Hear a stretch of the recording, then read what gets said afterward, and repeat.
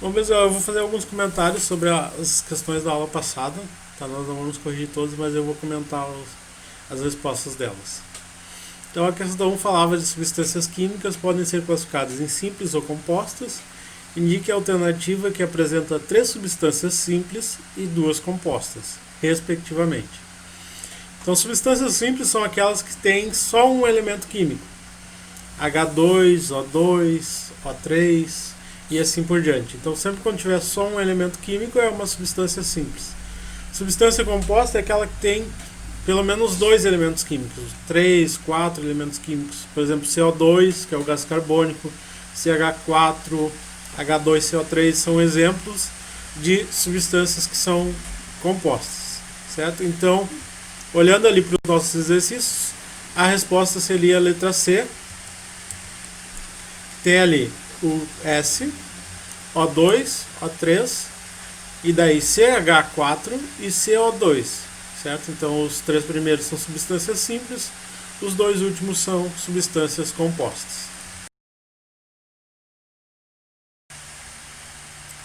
Na questão 2 ele falava o seguinte: o ferro é um dos componentes da hemoglobina.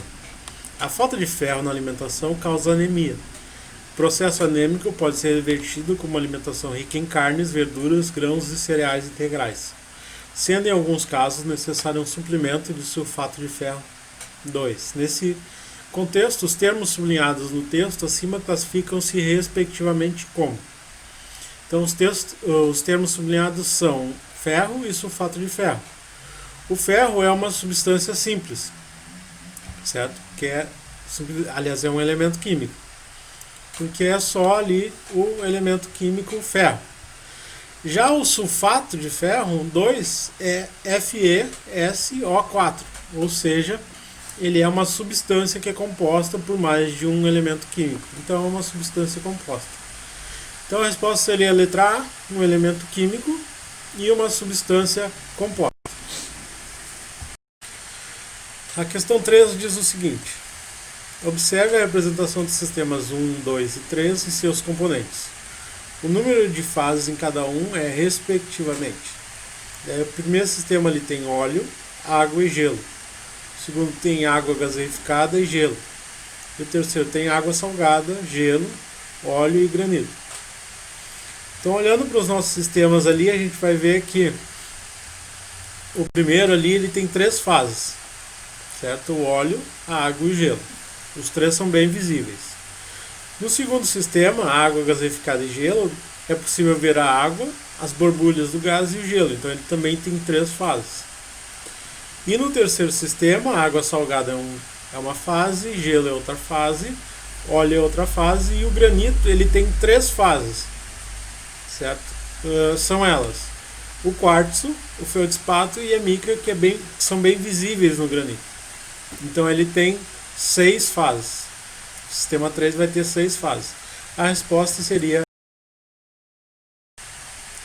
Na questão 4 diz o seguinte: considere os seguintes sistemas: nitrogênio e oxigênio, etanol hidratado, água e mercúrio. Assinale a alternativa correta.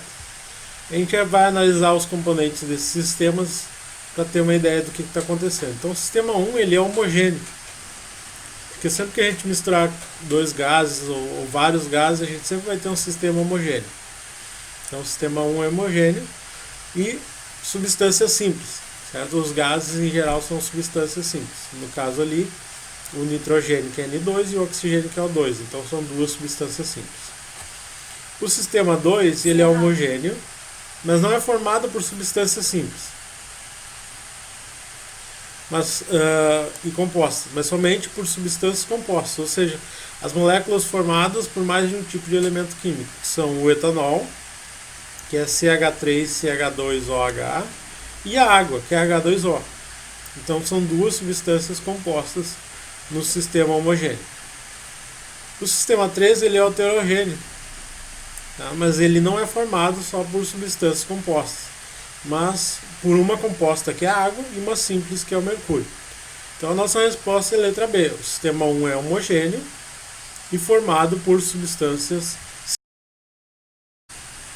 E por último, as questões 5 e 6 elas falam de massa, volume e densidade. Então, a massa de um corpo é a quantidade da matéria, é a medida da quantidade da matéria de um corpo. Volume é o espaço que aquele corpo ocupa. E a densidade para nós é simplesmente a massa dividido pelo volume. Essa seria a resposta da questão 5.